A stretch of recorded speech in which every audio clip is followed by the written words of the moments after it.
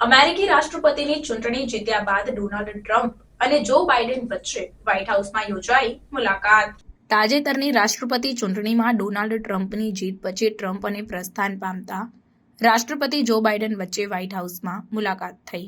આ મુલાકાત 2020ની વિવાદાસ્પદ ચૂંટણી પછી બંને વચ્ચે પ્રથમ વખત સામસામે મુલાકાત છે. ઓવલ ઓફિસમાં યોજાયેલી આ મુલાકાત પરંપરાગત શાંતિપૂર્ણ સત્તા હસ્તાંતરણનો ભાગ હતી. રાષ્ટ્રપતિ બાઇડને ટ્રમ્પને તેમની જીત માટે અભિનંદન આપ્યા અને કહ્યું, વેલકમ બેક. ટ્રમ્પે બાઇડનનો આભાર માન્યો કે તેમણે હસ્તાંતરણને સરળ બનાવ્યું, જે 2020માં બાઇડનને ટ્રમ્પે આ સવલત આપી ન હતી, જ્યારે તેમણે ચૂંટણી પરિણામો સ્વીકાર્યા ન હતા. તેમની ટૂંકી મુલાકાત દરમિયાન બંને નેતાઓએ દેશના મુખ્ય મુદ્દાઓ પર ચર્ચા કરી, જેમાં અર્થતંત્ર, વિદેશ નીતિ અને હવામાન પરિવર્તનના ચાલુ પડકારો સામેલ છે. બાઇડને એકતા અને સહકારના મહત્વ પર ભાર મૂક્યો, જ્યારે ટ્રમ્પે અમેરિકન લોકોની ચિંતાઓને ઉકેલવા માટે તેમની પ્રતિબદ્ધતા પુનરાવર્તિત કરી.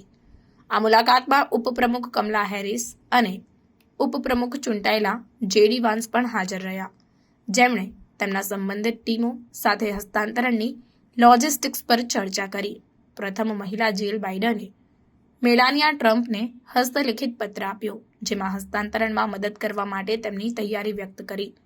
આ મુલાકાત અમેરિકન રાજકારણમાં એક મહત્વપૂર્ણ ક્ષણને દર્શાવે છે, જે લોકશાહી, સંસ્થાઓની મજબૂતી અને રાજકીય તફાવતો વચ્ચે પણ શાંતિપૂર્ણ સત્તા હસ્તાંતરણના મહત્વને હાઇલાઇટ કરે છે. Well, Mr. President-elect and former President, thank you. Donald, congratulations. Thank you. And looking forward to having like we said, smooth transition. Do everything we can to make sure you're accommodated, what you need. And we're going to get a chance to talk about some of that today. So good. Welcome. Thank you Back. very much. And thank you very much. And politics is tough, and it's in many cases not a very nice world, but it is a nice world today, and I appreciate it very much. And a transition that's so smooth, it'll be as smooth as it can get, and I very much appreciate that, Joe. You're welcome.